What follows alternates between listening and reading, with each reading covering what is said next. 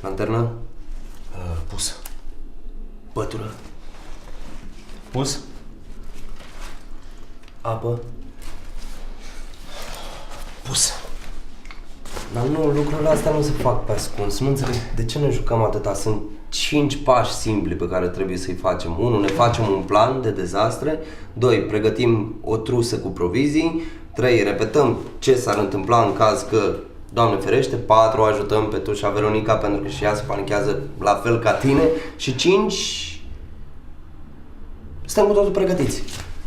Trusa de dezastre trebuie să conțină provizii pentru cel puțin 3 zile. Apă, mâncare uscată sau conservă, trusă de prim ajutor, haine de schimb, chibrituri, lanternă și baterii, telefon mobil,